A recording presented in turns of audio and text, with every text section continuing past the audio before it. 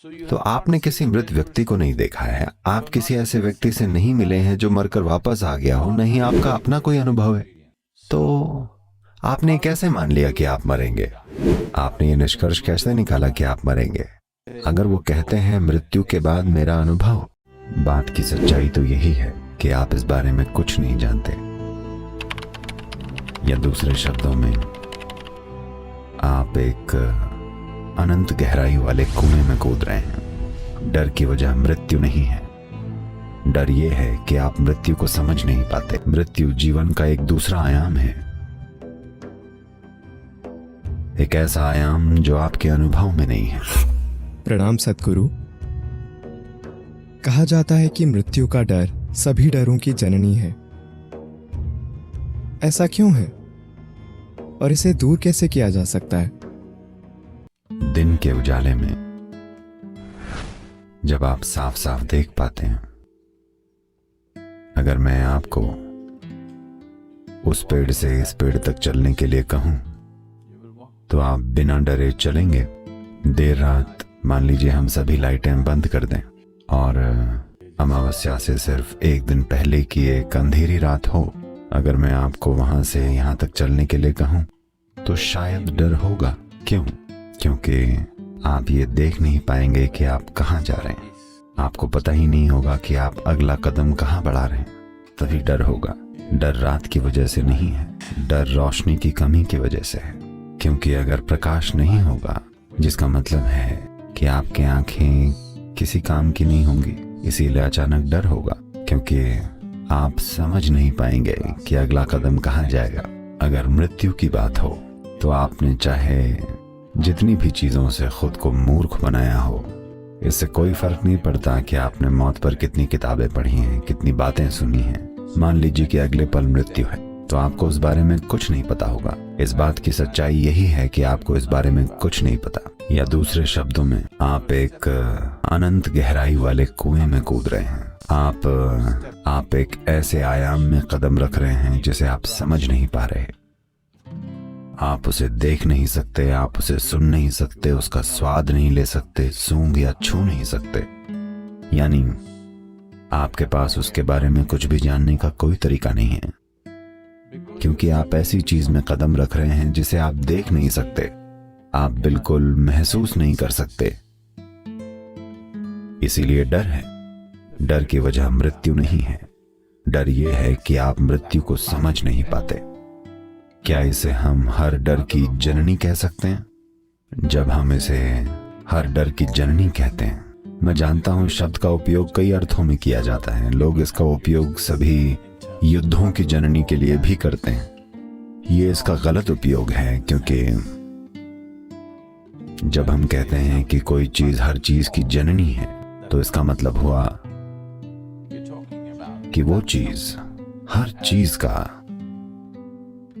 स्रोत है, हर चीज का। या इसे दूसरे शब्दों में और स्पष्ट कहें तो ये वो चीज है जिससे बाकी सब कुछ पैदा हुआ है। तो क्या मृत्यु या मृत्यु का भय हर भय की मां है? क्या ये हर दूसरे डर को जन्म देता है? ये मृत्यु का डर नहीं है, ये अनजान चीजों का डर है। जो कुछ भी आप नहीं जानते, जो आप समझ नहीं पा रहे हैं, उससे डर पैदा होता है। मृत्यु अनजान पहलुओं का एक बहुत अच्छा उदाहरण है।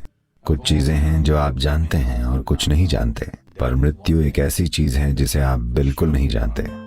इंसानी मन कई तरह की कल्पनाएं करने में माहिर है। ये किसी भी चीज को लेकर झूठी कल्पनाएं कर सकता है, पर मृत्यु इंसानी मन के दायरे और पहुंच से बाहर रही है। कोई इसके बारे में कुछ भी बोले, लोग गलत ही समझेंगे, क्योंकि वो इसे उस संदर्भ और आयाम से समझने की कोशिश कर रहे हैं जिसमें वे खुद हैं। मृत्यु जीवन का दूसरा आयाम है, एक ऐसा आयाम जो आपके अनुभव में नहीं है। अगर आप समझने की कोशिश करेंगे तो आप बस वैसी ही चीजों की कल्पना करेंगे जो आप पहले से जानते हैं।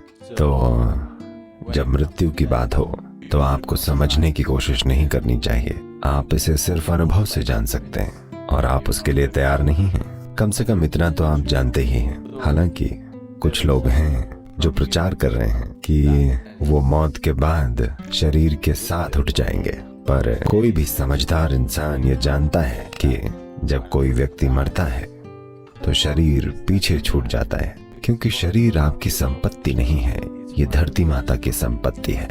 ऐसा कुछ नहीं होता।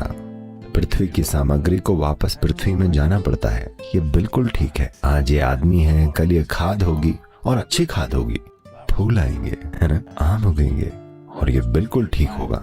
कम से कम जब आप मर चुके होंगे तब आप मधुर हो सकते हैं। क्या ये अच्छा नहीं है? डर शरीर खोने का भी नहीं है। अगर बस आपके पास एक स्पष्ट ज्ञान या अंतर्दृष्टि होती कि आपके मरने के बाद क्या होगा, आपके मर जाने के बाद आप इसे स्वीकार कर लेते। आप ये जांच करते कि मरने के बाद रहने की जगह कैसी होगी। अगर वो यहाँ से थोड़ी बेहतर हो तो आप कहेंगे वहां क्यों नहीं जाएंगे। और आपको ये जांचने की जरूरत नहीं है कि वहाँ भारतीय भोजन है या चाइनीज भोजन, क्योंकि आप शरीर यहीं छोड़ देंगे। आपको भोजन की जरूरत नहीं है। आपको ये चिंता करने की जरूरत नहीं है कि वहाँ भोजन कैसा है, क्योंकि आप शरीर यहीं छोड़ देंगे। भोजन आपकी समस्या नहीं होगी। आपको बस रहने की जगह थोड़ी देखनी पड़ेगी कि वहाँ कैसे रहेंगे और कहाँ रहेंगे। पर समस्या ये है कि लोग आपको कई कहानियां सुनाएंगे। पिछले 2-3 सालों में ये अमेरिका में एक चलन बन गया है। कई लोग किताबें लिख रहे हैं कि वो कैसे मरे और वापस आए। अगर वो कहते हैं मृत्यु के बाद मेरा अनुभव, तो लोग हंसेंगे। तो वो कह रहे हैं मृत्यु के पास का अनुभव। मृत्यु के पास का मतलब मृत्यु नहीं होता। हम सब अभी मौत के पास हैं। मृत्यु कभी भी हो सकती है। हम मृत्यु के पास हैं। जब आप जीवित होते हैं तब आप मृत्यु के निकट होते हैं। कितने पास क्या पता, शायद आज ही पहाड़ सिर पर गिर जाए, पर कोई गारंटी नहीं है। हमें एक पहाड़ की तलहटी में रहने में मजा आ रहा था, पर अगर पहाड़ फूटने का फैसला करे तो हम क्या कर सकते हैं। ऐसा नहीं होगा, वो अलग बात है।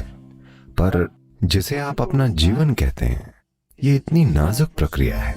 बस सांस लेना, सांस छोड़ना, सांस लेना, सांस छोड़ना, सांस लेना, सांस छोड़ना।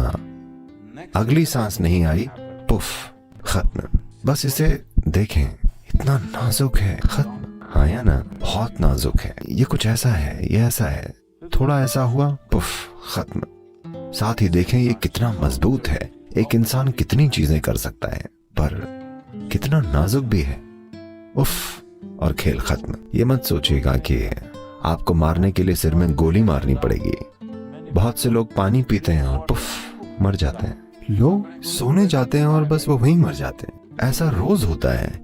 ये मत सोचिए कि हर दिन एक भूकंप आता है, एक ज्वालामुखी फूटता है, एक बम गिरता है। नहीं, बस बैठे बैठे पुफ, लोग ऐसे ही मर जाते हैं। तो हम सभी मौत के करीब हैं। पर कुछ किताबों के कारोबारी हैं जो मौत के करीब जाने के अनुभव के बारे में किताबें लिखते हैं और लाखों किताबें बेचते हैं।